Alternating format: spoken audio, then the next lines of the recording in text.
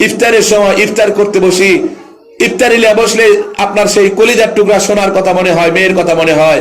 তখন মনে হয় যে এত সুন্দর করে রান্না করছি বা আজকে এত ইফতারের আয়োজন করেছি, আমার মেয়ে আজকে নাই, আমার মেয়ে মাদ্রাসায় আছে, মনের দিকে খুব কষ্ট লাগে।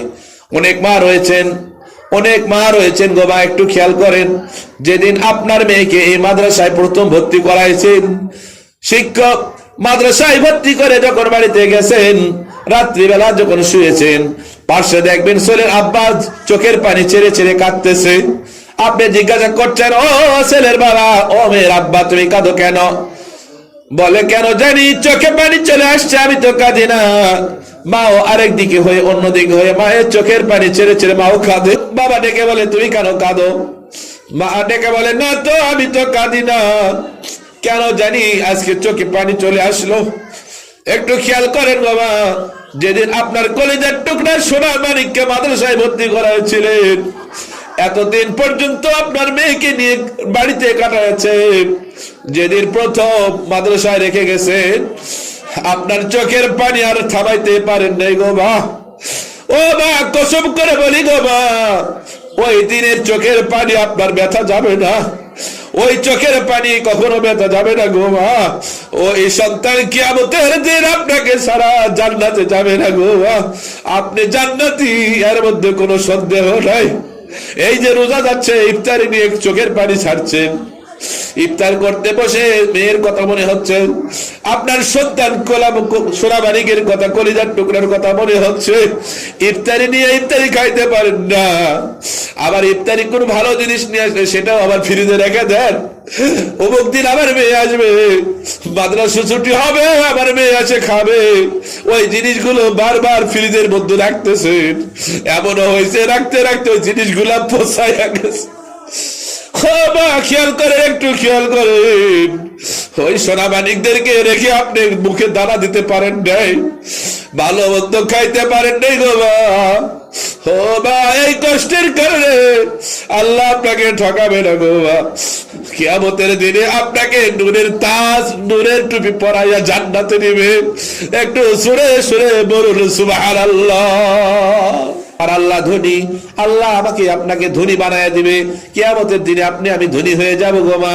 একটু মনোযোগী হন গো মা। অনেকে রয়েছে এমন মন্তব্য যে এই মাদ্রাসায় ভর্তি করাছি, পড়াশোনা তেমন ভালো হয় না, এটা পারে না, ওইটা পারে না, ইংরেজি পারে না, আরবি পারে না গো মা। ও মা, এটা ভাববেন না, হইতে পারে আপনার মেয়ে হয়তো আরবির দিক দিয়ে বর্তমানে ভালো আছে, কিন্তু ইংরেজি অঙ্ক একটু কম পারতেছে, এমনও হয়।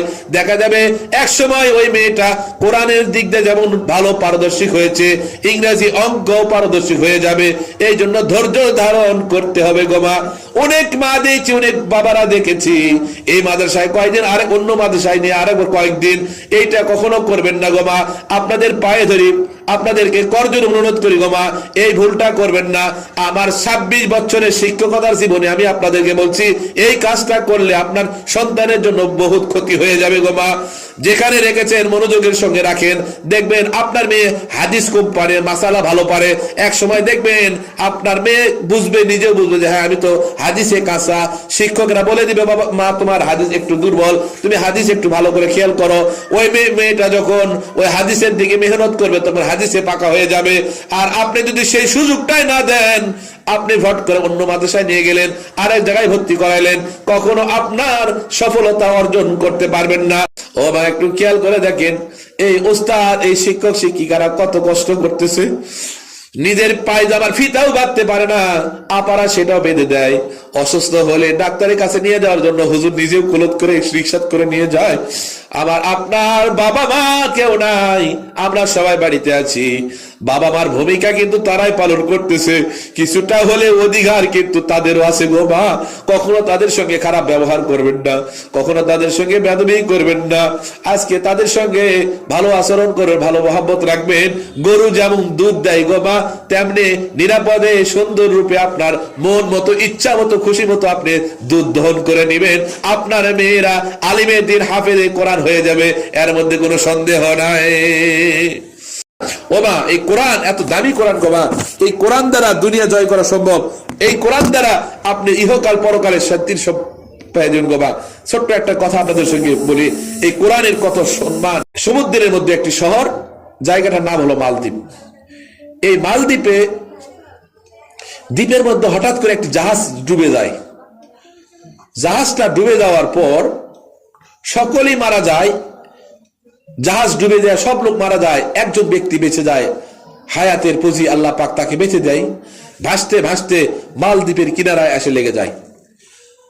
আল্লাহর এক বান্দা ওই ছোট্ট শিশুটাকে সমুদ্রের পাড় থেকে উঠে নিয়ে বাজারে বিক্রি করে। বিক্রি করার পর ওই এলাকার মধ্যে একজন ধনাঢ্য একজন লোক ছিল, তার কোনো ছেলে ছিল না। ছেলে না থাকার কারণে ওই ছেলেটাকে দেখে তার মায়া হয়, ওই ছেলেটাকে সে বাজার থেকে কিনে নেয়। এই যে ছেলেটাকে কিনে নেওয়া হলো, এই ছেলেটা হলো একজন হাফেজে কোরআন। জোরে সোরে বলুন সুবহানাল্লাহ। ওই বড় লোক ধনী মা ওই ছেলেটাকে, হাফেজে কোরআন, ওই ছেলেটাকে কিনে নিয়ে নিজের ছেলের মতো বড় করতে থাকে। আর ওই মহিলাটার, ওই ধনাঢ্য মহিলাটার একটা মেয়ে তার বাড়িতে থাকে। একটাই মেয়ে, একটাই মাত্র মেয়ে, তার ছেলে নাই। যার কারণে একটা ছেলে কিনে নিয়ে এসে তাকে লালন পালন করে, পালক ছেলে হিসাবে। আল্লাহর বান্দি এই পালক সন্তানকে নিজের সন্তানের মতো দেখে, মেয়েটাকে নিজের মেয়ের মতো দেখে, ছেলেটাকে নিজের ছেলের মতো দেখে। যদিও তাকে বাজার থেকে কিনে নিয়ে এসেছে, নিজের পালক পুত্র হিসাবে তাকে সম্মান করে। দিন যায়, মাস যায়, বছর যায়।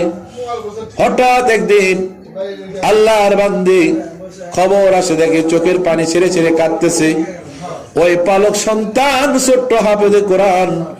ওই সন্তানটা তাকায় দেখে তার যাকে মা বলে ডাকে, সে মা কাঁদতেছে। মাকে জিজ্ঞাসা করে, গো মা, মা নাই, বাবা নাই, আমি বড় অসহায় গো মা, তোমার ছত্রছায়ায় বড় হয়েছি গো মা, তোমার আদরে বড় হয়েছি গো মা, তুমি ছাড়া আমার কেহই নেই। ও মা, তোমার চোখের পানি সহ্য করতে পারি না, তোমার চোখের পানি দেখলে আমার বুকটা ফেটে যায় গো মা, তুমি কাঁদছো কেন আমি জানতে চাই। মা ডেকে বলে, বাবা, দুঃখের কথা তোমাকে আর কি বলবো। এই দেশের মধ্যে, এই মালদ্বীপের মধ্যে একটি প্রথা আছে। আমাদের এই মালদ্বীপের মধ্যে এমন একটি দ্বীপে একটা মন্দির আছে, একটি ঘর আছে। এই ঘরের মধ্যে একটি করে প্রতি বছরে একটি করে মেয়ে রাখতে হয়, তা না হলে জলোচ্ছ্বাস এসে আমাদের এলাকাগুলো ভাষায় এনে চলে যায়, তলায় এনে যায়। যার কারণে সরকারি ভাবে একটি করে মেয়ে প্রতি বছর ওই দ্বীপের মধ্যে একটি মন্দির আছে, মন্দিরের মধ্যে রাখতে হয়। জোরে বলুন নাউজুবিল্লাহ। একটি করে মেয়ে ওই দ্বীপের মধ্যে রাখতে হয়। আর পর্যায়ক্রমে একের পরে এক লটারির মাধ্যমে একটি করে মেয়ে এই এলাকা থেকে সংগ্রহ করা হয়। ও বাবা হাফেজে কোরআন, আজকে আমার যে মেয়েটা আছে, তোমার বোন, যেটা তোমার বোন, সরকারি অনুযায়ী লিস্টের মধ্যে তোমার বোনের নাম এসেছে। আজকে এই রাত্রিবেলা সন্ধ্যা যখন হয়ে যাবে, আবার ওই মেয়েটাকে নিয়ে চলে যাবে। ওই আবার মেয়েটাকে নিয়ে গেলে জলোচ্ছ্বাস এসে তাকে নিয়ে চলে যায়। আর ওই মন্দিরের মধ্যে রাখার পরে সেই মেয়েটা মারা যায়। সকালবেলা লাশ নিয়ে সে তারা দাফন করে দেয় গো বাবা। আমরা লিস্ট অনুযায়ী, ধারাবাহিক অনুযায়ী আমার ওই মেয়েটার লিস্ট এসেছে গো বাবা। আমি দুঃখের কি কথা তোমাকে কি বলবো। ছেলেটা ডেকে বলে, মা, আপনি কষ্ট নিবেন না, মনে দুঃখ নিবেন না গো মা। আল্লাহ চাই তো, আমার পরওয়ারদিগার মালিক তিনি হলেন ইন্নাল্লাহা আলা কুল্লি শাইইন কাদির। তার ক্ষমতা এত বেশি, তার পাওয়ার এত বেশি, তার কোরআনের পাওয়ার তেমন বেশি। জোরে বলুন সুবহানাল্লাহ। এই কোরআনের পাওয়ার এত বেশি গো মা, আপনি চিন্তা করেন না, আমার অন্তরের মধ্যে, সিনার মধ্যে কোরআন রয়েছে, এই কোরআনের শক্তিও তেমন বেশি। জোরে বলুন সুবহানাল্লাহ। যেই কোরআন আপনার মেয়েদেরকে শিক্ষা করার জন্য এই মাদ্রাসায় দিয়েছেন, সেই কোরআনের কথাই বলছি গো মা। ওই কোরআন এখনো আছে, এই কোরআন ওই মালদ্বীপের মধ্যেও ছিল। আল্লাহর বান্দা ডেকে বলে, গো মা, ও গো মা, চিন্তা করেন না, আমার ওই বোনকে নানির বাড়িতে পাঠায় দেন। ছেলের কথা অনুযায়ী মেয়েটাকে দূরে আত্মীয়র বাড়িতে পাঠায় দেওয়া হলো। আর বিকাল বেলা মাকে ডেকে বলো, গো মা, ও মা, চিন্তা করবেন না, আপনি আমার বোনকে নিয়ে আপনি নানির বাড়িতে চলে যান। মা সহ ওই বোনকে নিয়ে মা এবং ওই মেয়ে দুইজনে আত্মীয়র বাড়িতে চলে গেল। আর ওই হাফেজে কোরআন নিজের বাড়ির মধ্যে থেকে গেল। নিজে নিজে সুন্দর করে মেয়ের মতো সাজাইয়া এমন সাজ সাজেছে, দেখতে তাকে মেয়ে মনে হয়। সুন্দর করে পর্দা করে, ঘুমটা দিয়ে পর্দা করে সুন্দর করে বসে আছে। সন্ধ্যা যখন ঘনিয়ে এসেছে, সরকার থেকে লোক এসে ওই ওই বাসার মধ্যে থেকে ওই বাচ্চাটাকে সুন্দর করে সাজানো অবস্থায় বসে আছে, তাকে নিয়ে গিয়ে মন্দিরের মধ্যে রাখা হয়েছে। দ্বীপের মধ্যে মন্দিরের মধ্যে রেখে সবাই চলে এসেছে। রাখা আসার পরে রাত যখন গভীর হয়ে যায়, দেখা যায় সেই সমুদ্রের মধ্যে জলোচ্ছ্বাস শুরু হয়ে গেছে, তুফান শুরু হয়েছে। আর আল্লাহর বান্দা ওই মন্দিরের মধ্যে বসে বসে আল্লাহর ওই কোরআন, যে কোরআন দ্বারা আল্লাহ পাক সারা বিশ্বটাকে জয় করেছে, রাহমাতাল লিল আলামিন, আমার দয়ার নবী এই কোরআন দ্বারা লাইলাতুল কদর আল্লাহ পাক দান করেছেন। এই কোরআন দ্বারা শিফাউল লিন্নাস, শিফাউল লিমা ফি সুদুর করেছেন। আল্লাহ পাক সারা জগতের রহমত হিসাবে আল্লাহ পাক নবীকে পাঠিয়েছেন, তার সঙ্গে সঙ্গে এসেছে কোরআন। এই কোরআন আমার আপনার জন্য রহমত। ধরে কোন সুবহানাল্লাহ। আল্লাহর বান্দা তখন জলোচ্ছ্বাস চারিদিকে দেখে দেখে আল্লাহর বান্দা কোরআন তেলাওয়াত শুরু করেছেন। আউযু বিল্লাহি মিনাশ শাইতানির রাজীম, বিসমিল্লাহির রহমানির রহিম। ইয়াসিন ওয়াল কুরআনিল হাকীম, ইন্নাকা লামিনাল মুরসালিন আলা সিরাতিন মুস্তাকিম। আল্লাহর বান্দা সেই মন্দিরের মধ্যে বসে বসে কোরআন তেলাওয়াত শুরু হয়ে গেছে। একদিকে জলোচ্ছ্বাস সমুদ্রের মধ্যে থেকে ঘূর্ণিঝড় শুরু হয়েছে। আল্লাহর বান্দা ওই ঘরের মধ্যে মন্দিরে বসে বসে কোরআনের মধ্যে সূরা ইয়াসিনের তেলাওয়াত শুরু করে দিয়েছে। জোরে কোন সুবহানাল্লাহ। দেখা যাবে আল্লাহর কোরআনের পাওয়ার বেশি, আল্লাহর কোরআনের ক্ষমতা কেমন। আর এই দেও দস্যু, এই জলোচ্ছ্বাস যেটা আল্লাহর হুকুমে চলে, দেখা যাবে তার পাওয়ার কতটুকু। জোরে বলুন আল্লাহু আকবার। আল্লাহর বান্দা কোরআন ধরে সূরা ইয়াসিনের তেলাওয়াতের আওয়াজ শুনতেছে। যতদূর পর্যন্ত এই কোরআনের আওয়াজ যাচ্ছে, অতদূর পর্যন্ত ওই জলোচ্ছ্বাস এসে ওখান থেকে ফিরে চলে যাচ্ছে। আল্লাহর বান্দার আশপাশে, মন্দিরের আশপাশে আসার সাহস হয়নি। জোরে কোন সুবহানাল্লাহ। এই কোরআন আল্লাহর বান্দাকে রক্ষিত অবস্থা রাখলো। সকালবেলা আগের মতো সংক্ষেপে বলতেছি, সময় শর্ট, অল্প সময় বলছিলাম, অল্প সময় কথা শেষ করব। সকাল হয়ে গেল, এলাকার সরকারি লোকজন আসছে যে হ্যাঁ আজকে তো একজন মারা গেছে, ওই লাশটা নিয়ে আসে এখন দাফন করতে হবে। গেলেন, যাওয়ার পরে দেখা যায় ওই মন্দিরের মধ্যে একটা লোক, মাথায় টুপি পরা, গায়ে জুব্বা, মাথায় পাগড়ি, মুখে সুন্দর দাড়ি দেখা যায়, এত সুন্দর। আমরা রাখলাম একটা মহিলা মানসিক, আর হয়ে গেল সে ছেলে মানুষ। সরকারি লোকজন অবাক হয়ে গেছে। জোরে বলুন সুবহানাল্লাহ। সরকারি লোকজন অবাক হয়ে গেলেন, হাই রে, গতকালকে তো আমরা একটা মেয়েকে সাজাইয়া রাখলাম এখানে, আর আজকে দেখতেছি একটা ছেলে হয়ে গেছে, কারণটা কি?